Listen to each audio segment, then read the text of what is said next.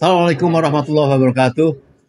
Saudara setanah air, kita tahu bahwa beberapa minggu yang lalu ada diskusi FTA, Forum Tanah Air. Kemudian dibubarkan, kita tidak perlu mencari-cari siapa yang membubarkan, tapi semua orang sudah tahu.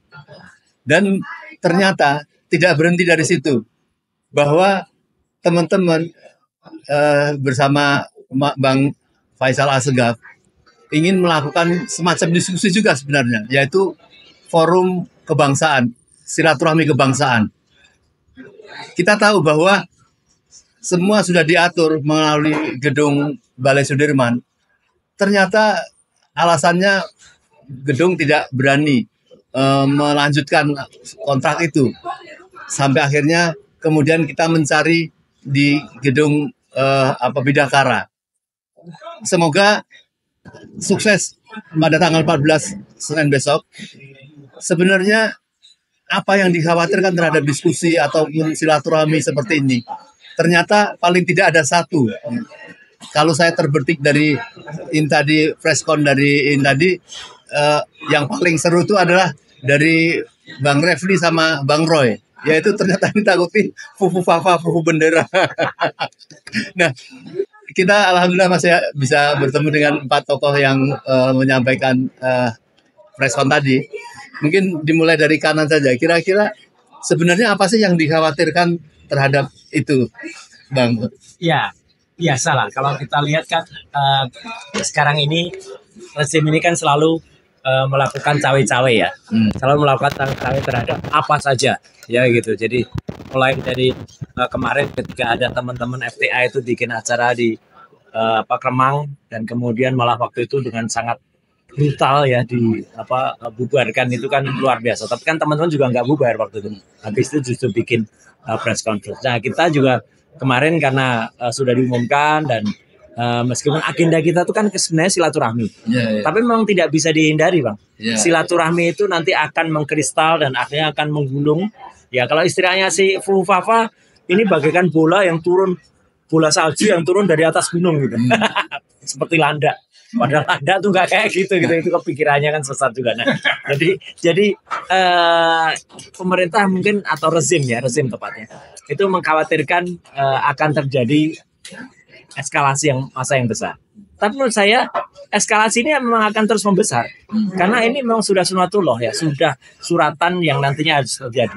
Karena seperti kita lihat dalam rezim ini setahun terakhir terutama ya, menurut saya sih lihatnya sudah semenjak awal itu kan masyarakat baru merasa gitu. Dan kita sebagai civil society itu kan mengingatkan, dan penggunaan dari forum 14 Oktober besok itu kan kita sama-sama kita bersatu untuk menegaskan itu bahwa meskipun nanti tanggal 20 Oktober itu akan ada pergantian pemerintahan, dan biasanya memang rezim yang sesudahnya itu menganut asas dalam tradisional itu mikul dur mendem jero. Mikul dur mendem jero itu meninggikan yang baik-baik, menghilangkan yang tidak baik. Tapi menurut saya tidak adil juga bangsa ini kalau seseorang yang sudah berbuat salah selama bertahun-tahun itu dibiarkan. Gitu. Karena Bung Karno pun mengalami dulu. Ya, Bung Karno itu kan mengalami apa yang disebut bukan mikul dur mendem jero. Beliau juga ditangkap dan diadili, ya, meskipun penangkapannya itu dalam tanda kutip karena kan pengisolasian beliau di Wisma Yaso waktu itu kan sebenarnya sama juga ditangkap gitu, dan tidak bisa kemana. Padahal beliau itu adalah presiden Indonesia pertama dan proklamator bangsa kita, yang kita sangat-sangat jasa beliau itu sangat besar terhadap bangsa ini gitu. Dan akhirnya terjadi. Nah, memang Pak Harto tidak sempat dibegitukan, karena memang Pak Harto memang sempat diadili tapi kan tidak selesai ya gitu sampai dengan beliau wafat. Gus Dur juga meskipun beliau itu di-impeach waktu itu, tapi kan juga setelah itu turun no problem. Pak Habibie juga sempat pidato pertanggungjawabannya ditolak ya. Tapi kan juga waktu itu tidak ada apa-apa. Demikian juga Bu Mega dan juga Pak SBY, karena memang ya relatif smooth pemerintahannya. Nah, tapi kalau ini kan baru kali ini saya lihat gitu di Indonesia, kecuali pada tahun 65 ya gitu, itu sama dengan kondisinya. Rakyat itu sudah merasakan betul bahwa apa yang dilakukan oleh rezim ini itu tidak benar. Jadi ya nggak adil lah rasanya kalau seseorang yang tidak melakukan hal dengan tugasnya kemudian dibiarkan bebas begitu saja, dan kemudian hanya dilupakan dulu. Jadi makanya itu yang dikhawatirkan, jangan-jangan kita memicu ke arah sana. Tapi menurut saya ya apa salahnya, karena kita kan mengingatkan masyarakat untuk menggunakan logika dan akal sehat saja. Gitu. Jadi sebenarnya kalau orang salah menyebut Mulyono itu sebenarnya dia ada kekhawatiran nggak? Ataukah waktu pertemuan dengan Prabowo terakhir itu sengaja di expose gitu ya? Ya, sebenarnya saya bukan ahli baca wajah ya gitu, tapi jelas betul bahwa sebenarnya sikap-sikap terakhir dengan selalu melakukan pengesahan, misalnya kemarin meresmikan IKN ya istana, kemudian yang satu dipaksakan tapi belum selesai, terpaksa Pak Prabowo nanti yang akan meresmikan, terus kemudian kemarin ketemu dengan Pak Prabowo ya gitu, dia itu kan tampak betul bahwa dia ingin mendapatkan kayak perlindungan. Bahkan anaknya kan si Kaisang ya, itu kan justru akan mengatakan kalau ada apa-apa yang ganggu gitu ya, gitu ganggu Prabowo maksudnya. Itu kan maksudnya supaya pesannya ya supaya Prabowo melindungi ayahnya gitu loh. Jadi tampak betul sebenarnya kekhawatiran dia. Tapi ya makanya sekali lagi kita berdasar pada prinsip equality before the law saja. Jadi kalau semua orang tuh harus sama di hadapan hukum, dan itu dia katakan sendiri. Setiap orang sama di depan hukum. Jadi kalau ada kesalahan ya dia dulu. Ya baik, Pak Marwan. Kembali kepada diskusi ataupun silaturahmi kebangsaan yang tampaknya sebelum teman-teman itu mengungkap kayaknya sudah tahu dulu, sehingga bagaimana itu ditutup-tutupi, dihalang-halangi. Itu saya setuju dengan nama Bang Roy. Kayaknya mereka tahu tadi bahwa khawatir pasti akan ada dari diskusi ini sesuatu yang mengkristal yang akan mewujudkan kepentingan rakyat. Gimana Bang? Ya, saya kira itu sangat jelas, dan ini juga menggambarkan sebetulnya Jokowi itu merasa tidak aman karena sudah melakukan banyak kejahatan secara hukum, sosial, politik. Artinya kita bisa katakan dia sudah memperintah dengan menghalalkan segala cara. Rakyat sudah tahu itu, dan dia sudah tidak akan berkuasa lagi, maka dia sangat khawatir. Nah, ternyata sebelum lengser itu, pion-pionnya atau orang-orang yang di sekelilingnya ini coba untuk mengamankan. Bisa saja ini memang otomatis, tapi saya sangat yakin ini juga atas perintah Joko Widodo yang khawatir dan ketakutan itu. Nah, kita berharap dengan acara ini, apa yang selama ini kita tuntut itu bisa akhirnya terlaksana. Kita terus menyuarakan ini.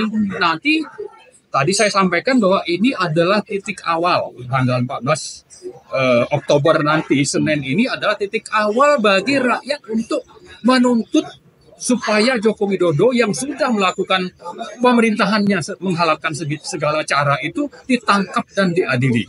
Ini jelas message-nya.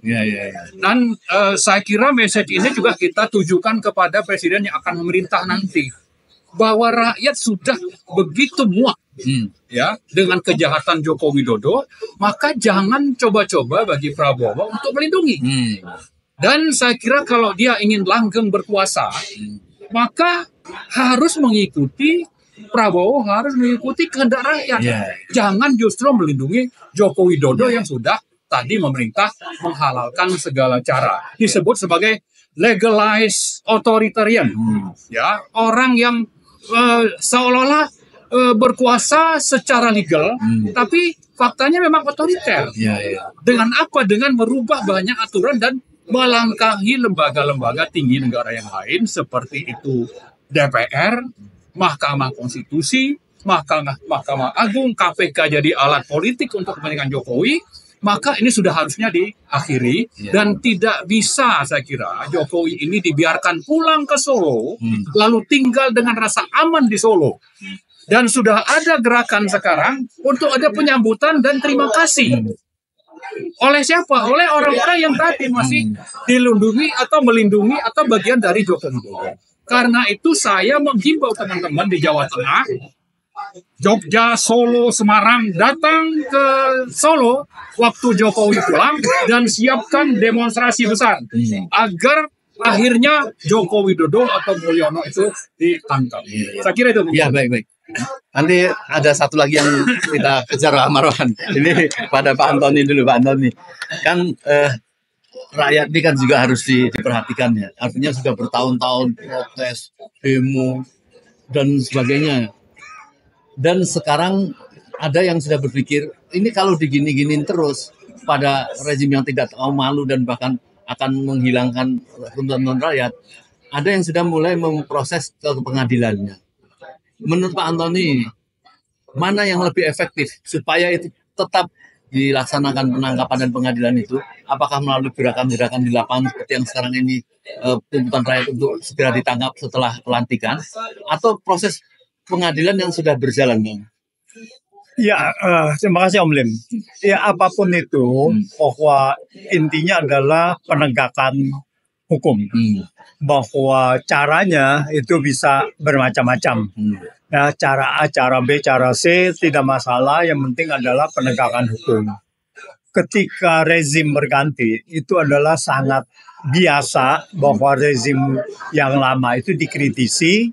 Ya, dikritisi itu dalam arti kekurangannya atau kesalahannya jangan sampai terulang di rezim yang akan datang. Ini kita mengingatkan.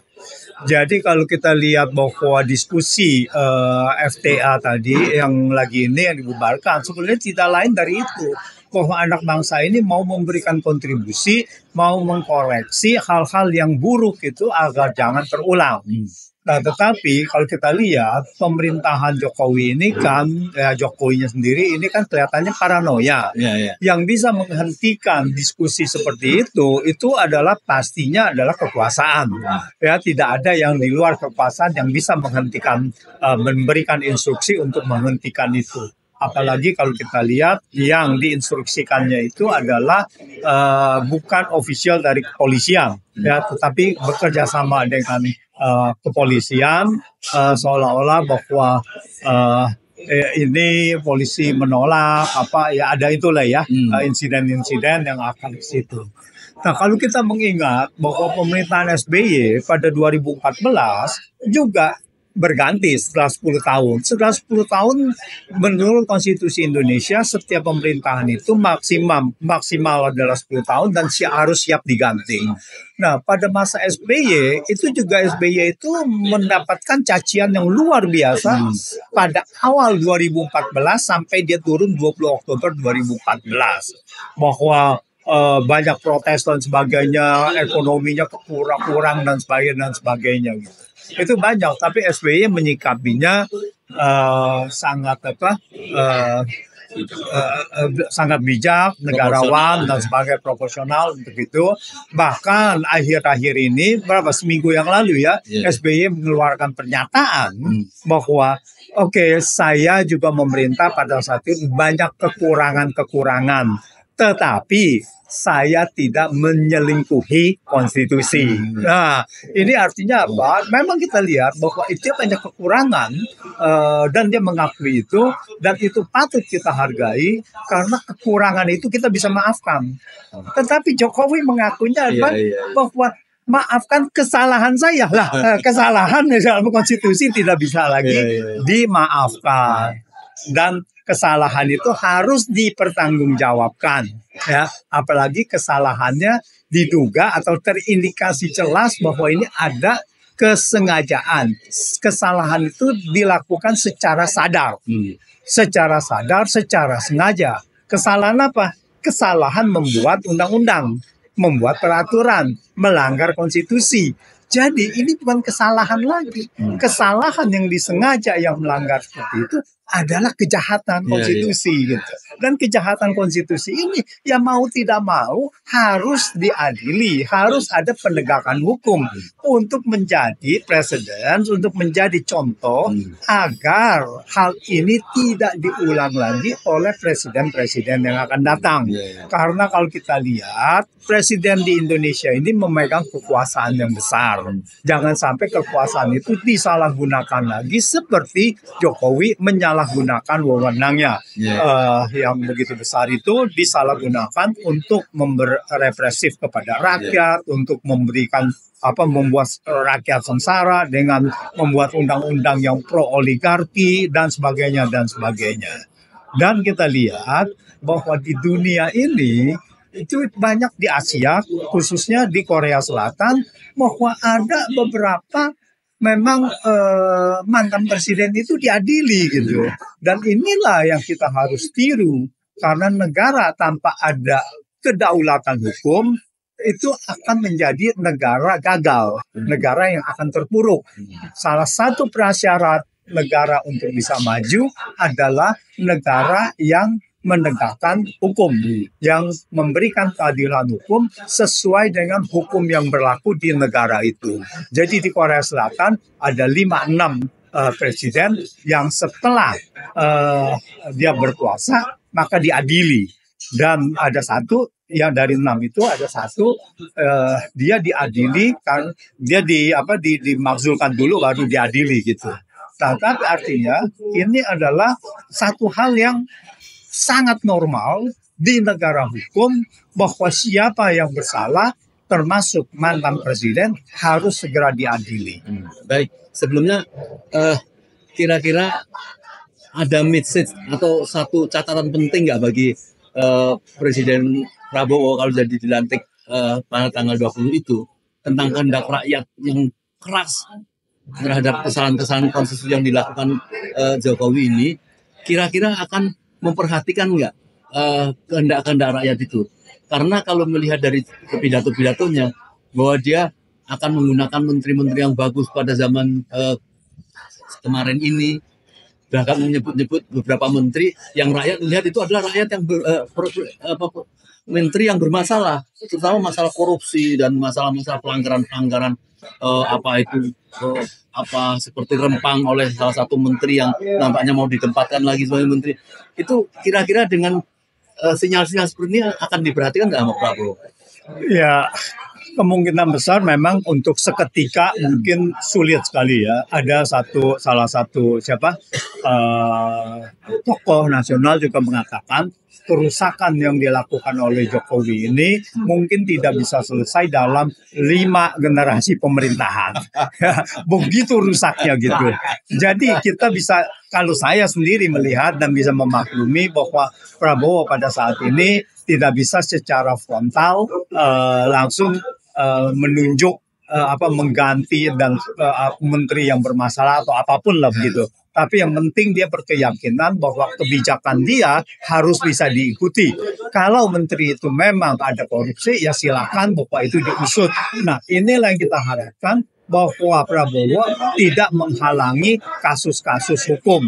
Nah, ini yang paling penting. Jadi kalau itu sudah ditegakkan, ya mungkin dalam lambat laun bahwa ini akan terbuka dan akan menjadi pemerintahan bersih. Itu adalah harapan rakyat. Atau beliau tidak melihat bahwa kalau ini orang yang kira-kira bermasalah, apa tidak ada kader-kader bangsa yang hebat-hebat ini untuk menjadi menteri yang new lah, yang benar kontaminasi. Enggak, masalahnya ini adalah masalah dia bargaining. Kan ini semuanya bahkan yang PDI sendiri yang harusnya di luar pemerintahan kan sengaja untuk dirangkul juga kan. Ini adalah semua bargaining. Nah, di dalam bargaining ini sampai sejauh mana bahwa yang penting 20 Oktober ini adalah aman, lalu dari situ saya akan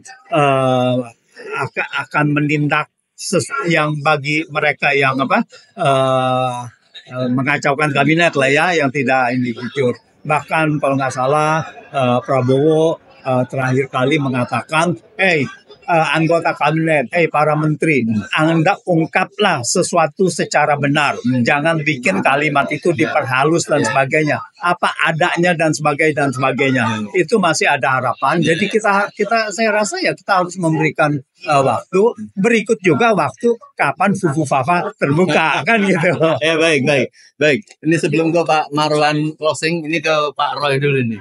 Ya, masalah kita kan tahu bahwa tentu Bang Roy mengungkap masalah Fafa ini bukan karena kebencian, itu yang tidak boleh difitnah ya. Rakyat kan tahu, karena Bang Roy juga tahu bagaimana kerusakan yang luar biasa dan nampak malaikat ini kayak pemberi bantuan ya.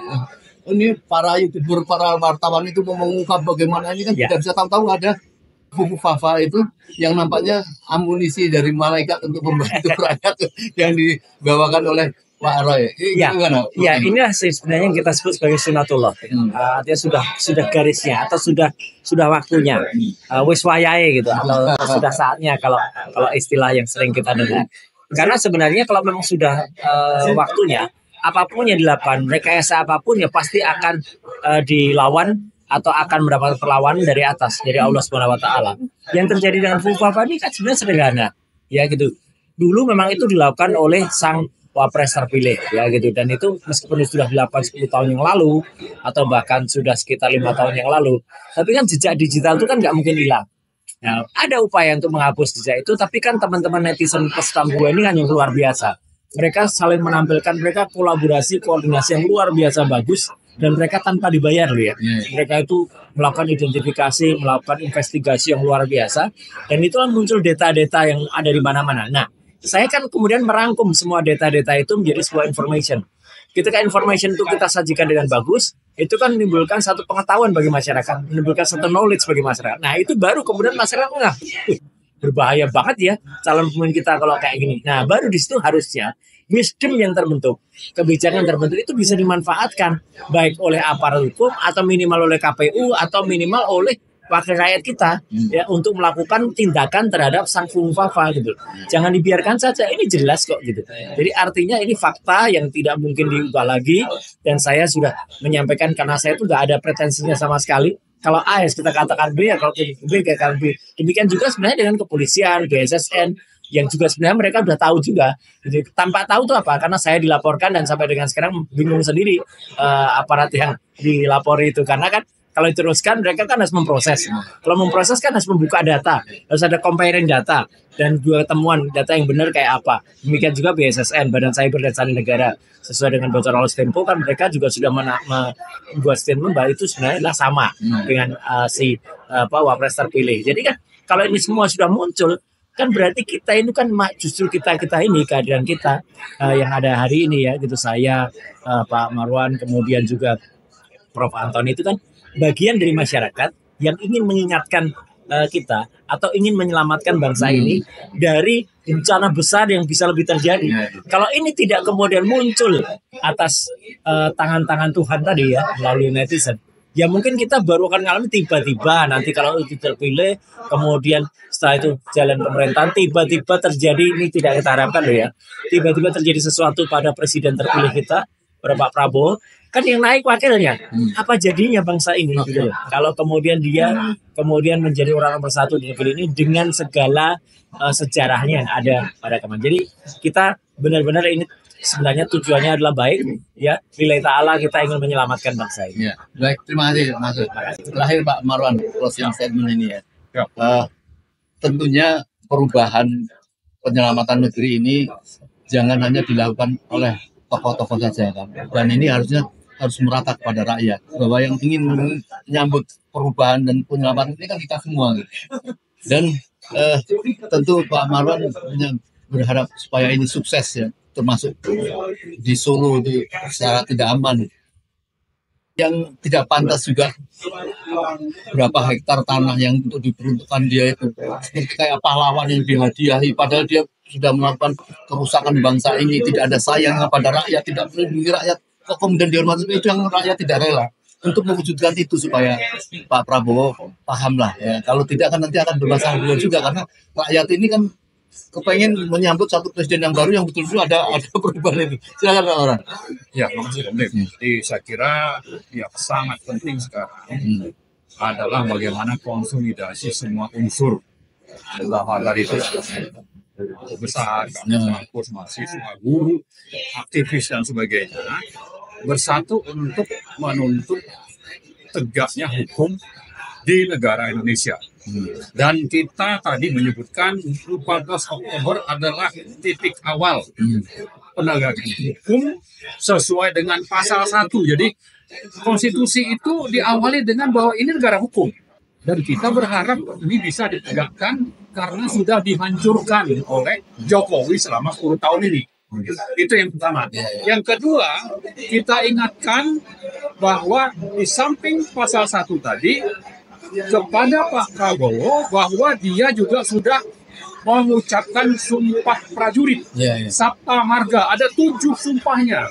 Untuk bisa segera itu diwujudkan saat nanti memulai pemerintahannya tanggal 20. Jadi gabungan dari ini sebetulnya adalah bahwa jangan sampai justru Pak Prabowo memulai pemerintahannya dengan menunjuk menteri-menteri yang justru ingin melanjutkan dominasi Joko Widodo. Dan ini saya kira akan didukung oleh oligarki. Nah, jadi saya kira bagi Prabowo yang harus menjalankan sumpah prajurit tadi dan negara hukum itu, ya, untuk bersatu bersama rakyat yang sudah terkonsolidasi menghadapi siapa? Menghadapi Jokowi, antek-anteknya dan oligarki, yaitu mulai tanggal 20 Oktober 2024. Inilah yang kita tuntut. Jangan justru memulai dengan membiarkan orang-orang yang selama ini sudah merusak bangsa. Ya, bersama dengan Joko Widodo sebagai pemimpin oligarkinya untuk terus ini bisa mendominasi kehidupan bangsa dan negara kita. Ya, jadi karena itu Pak Prabowo, tunjukkanlah bahwa Anda prajurit Sabta Marga, pro rakyat, pro hukum untuk bagaimana Indonesia itu menjadi lebih baik ke depan. Koreksi harus dilakukan segera sejak dia hari pertama memerintah. Jangan kasih kesempatan 1-2 bulan atau 6 bulan bagi Jokowi untuk masih menempatkan orangnya di kabinet. Dan jangan pula ikut-ikutan, ya, bersikap nepotis seperti yang dilakukan oleh Joko Widodo dengan mengangkat anak menantu, besan dan sebagainya atau ipar untuk ikut berkuasa. Saya kira ini jangan diulang oleh Pak Prabowo, dan itu saya kira kita suarakan ini dengan sangat tegas karena ini adalah hak rakyat untuk bersuara dan ini dijamin oleh konstitusi, dan karena itu pula mari Pak Prabowo untuk memerintah sesuai dengan konstitusi juga. Terima kasih. Ya, baik. Saudara, saya kira sudah sangat jelas sekali. Tadi di acara terakhir konferensi pers tadi, Pak Said Didu dengan halus mengatakan bahwa mulai tanggal 20 Oktober diharapkan pemerintah dan rakyat akan mulai mengurus, ya, si presiden, mantan presiden ini di satu rumah yang harus dibiayai oleh rakyat. Ya, itu saya kira halus. Jadi jangan kita bermimpi seperti kayak film Napoleon Bonaparte, ya, yang akhirnya Ratu Inggris dipenggal kepalanya dan ditiru oleh teman-teman Jogja membuat suatu karikatur. Nah, saya kira mungkin itu tidak. Ini kita bukan ada dendam, tetapi memang kejahatan yang dilakukan ini betul-betul supaya bersih, supaya berpihak kepada rakyat. Maka pemerintahan yang akan datang bersikap terhadap ini. Kalau nampak justru tidak bersikap, bahkan menteri-menteri yang ramai yang dianggap oleh masyarakat itu bermasalah, tetap dipakai dan sebagainya. Ini saya kira akan memberatkan Pak Prabowo sendiri apabila nanti akan dilantik yang akan datang. Paling tidak keinginan rakyat sudah tidak boleh, ya, tentunya Gibran dilantik.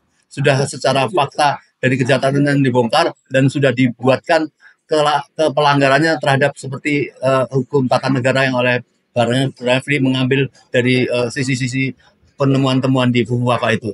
Baik, kita tunggu tanggal 14 Oktober. Boleh rakyat berduyun-duyun untuk ke sana, ya, semoga panitia cukup untuk menyediakan minum karena ini harus menyambut kemenangan rakyat dan itu merupakan titik awal, Pak, ya. Baik, sekian. Assalamualaikum warahmatullahi wabarakatuh.